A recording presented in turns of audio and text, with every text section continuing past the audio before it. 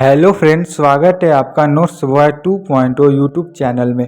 जैसा कि आप लोग जानते हैं कि हम आपके बीएससी एग्रीकल्चर सेकेंड सेमेस्टर में पीपीए का प्रैक्टिकल रिकॉर्ड तैयार कर रहे हैं, जिसमें हम लोगों ने आपके एक्सरसाइज 1 से लेके 6 तक तो देख लिया है। अब हम लोग आपके आज की टॉपिक में एक्सरसाइज 7 में देखेंगे, जिसका ऑब्जेक्टिव है identification of plant disease and their symptom.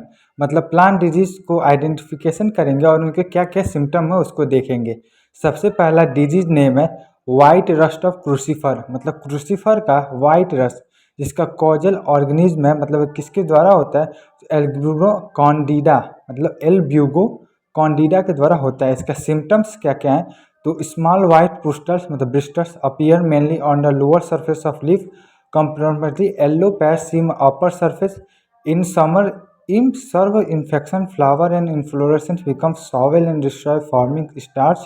और चौथा पॉइंट है अफेक्ट प्लांट्स तो रिड्यूस सीड फॉर्मेशन, मतलब सीड फॉर्मेशन में कमी हो जाती है। ठीक है, उसका मैनेजमेंट है यूज डिजीज फ्री सीड, मतलब डिजीज फीड फ्री सीड का उपयोग करना, follow crop rotation with non last crops और अदर्स का मैनेजमेंट है।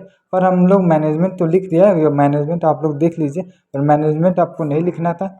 इसमें आपको सिम्टम लिखना है और कौन सा आइडेंटिफिकेशन किए हैं आपको प्लांट डिजीज को, उसको लिखना है। ठीक है, हम क्योंकि उसी के लिए उसको क्रॉस कर दिया गया। ठीक है, ये आपको full white rust of crucifer कैसे दिखता है उसका डायग्राम है, ये मैंने अपने हाथ से बनाया। ठीक है, तो ये आप लोग देख लीजिए, सेम एकदम ऐसे ही आपको क्रूसीफर की जो क्रूसीफेरी जो फैमिली होती है ना, उस पर ये ऐसे देखने को मिलता है। ठीक है, उसके बाद दूसरा डिजीज है disease name brown leaf spot of rice. मतलब ये राइस का एक डिजीज है। ठीक है, brown leaf spot of rice, इसका कॉजल ऑर्गेनिज्म है हेलमिंथोफोरियस ऑर्गेनिज्म, मतलब कॉलेज ऑर्गेनिज्म है हेलमिंथोस्पोरियम ओराइजी। ठीक है, इसका फंगल का देख लीजिए, this fungal disease cause by helminthos oryzae is common in rice, it appear as brown spot on leaves and lead to poor gain development. ठीक है, उसके बाद आपका सिम्टम क्या है इसके, तो स्मॉल ब्राउन सर्कुलर या ओक्वल स्पॉट ऑन लीफ। दूसरा spot have grey and light centre with dark margin. तीसरा spot enlarge and merge causing leaf drying. चौथा है severe infection leads to poor grain filling. उसका management है use healthy certified seed, seed treatment with fungicide.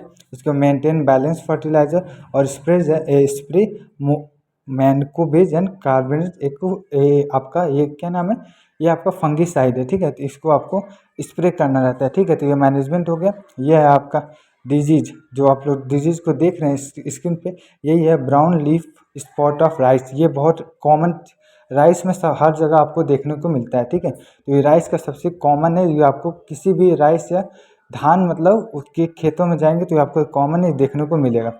उसके बाद तीसरा है false smut of rice, यह उसका ऑर्गेनिज्म है यूस्टेलियोबोर्सिया वायरस वॉन्डेन। इसका मतलब इसका एक पॉइंट देख लीजिए, false smut of rice is cause by ustilaginoidea virens, it is covered grain and into the small one, it reduce both grain quality and yield. मतलब ये कम करता है ग्रेन को और इल्ड की क्वालिटी को भी। ठीक है, कॉजर ऑर्गेनिज्म है यूस्टिलोंजिडिया वाइनरेट। सिम्टम है only a few grains in panicle affected, grains transfer into large varieties, later becomes yellow orange powdery masses, infected grain heavily and clearly visible।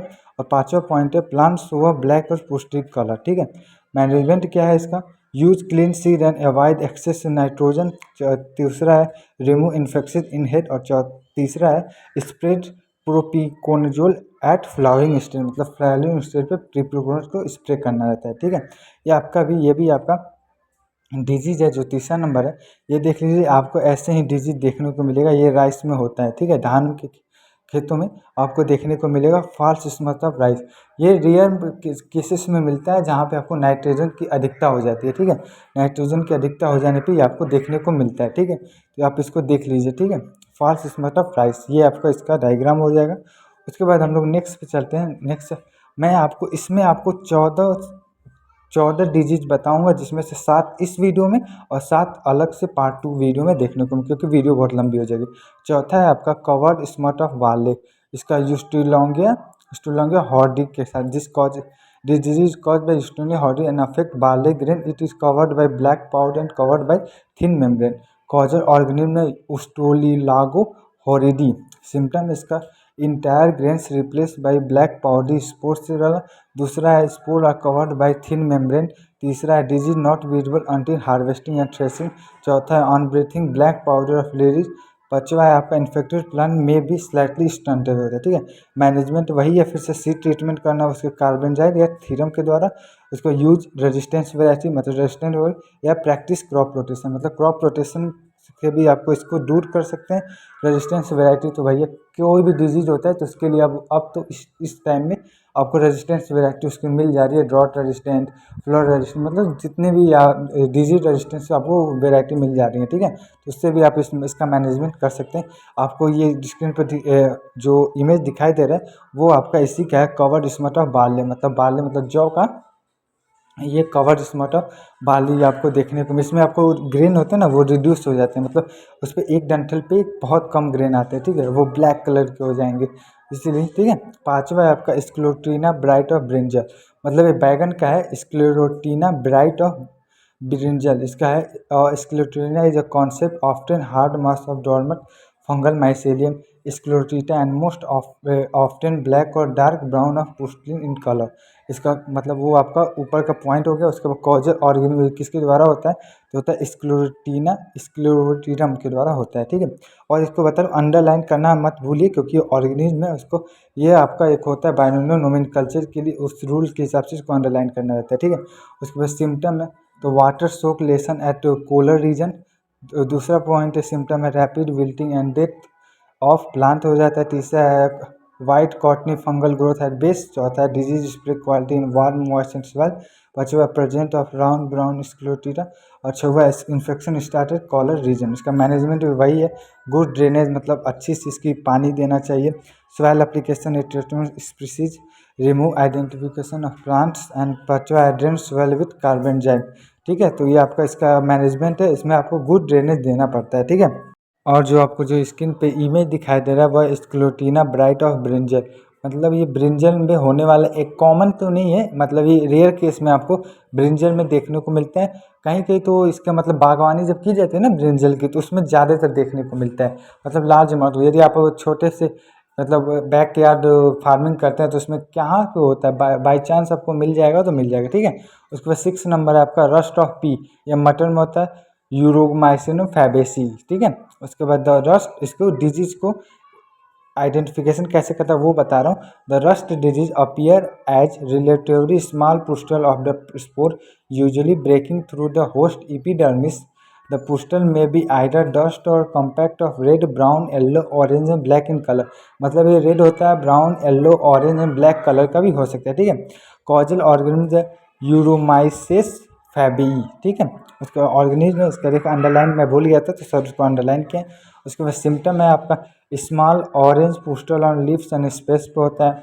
पुस्टल enlarge and turn reddish brown हो सकता है। Reduce plant vigour and yield को भी कम कर सकता है। Leaves dry pen maturity होता है, ठीक है। Orange to reddish brown pustule on leaves and space भी हो सकता है, ठीक है।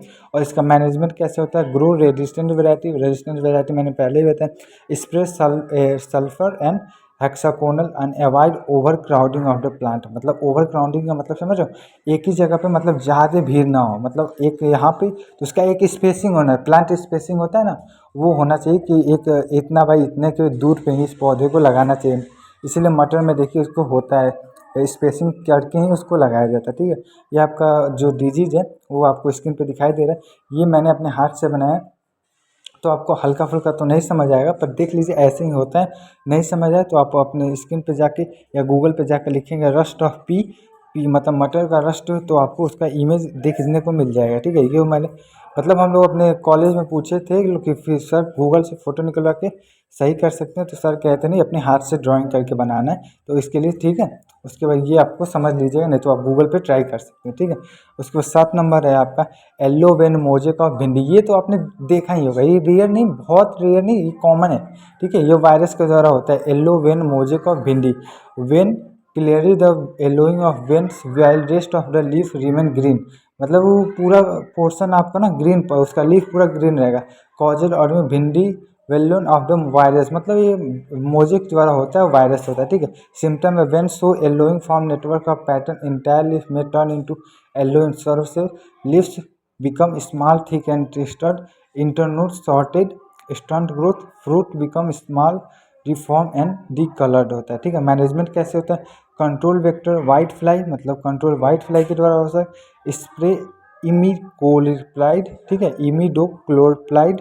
तीसरा है रिमूव इन्फेक्टेड प्लांट, मतलब इन्फेक्टेड प्लांट को हटा सकते हो।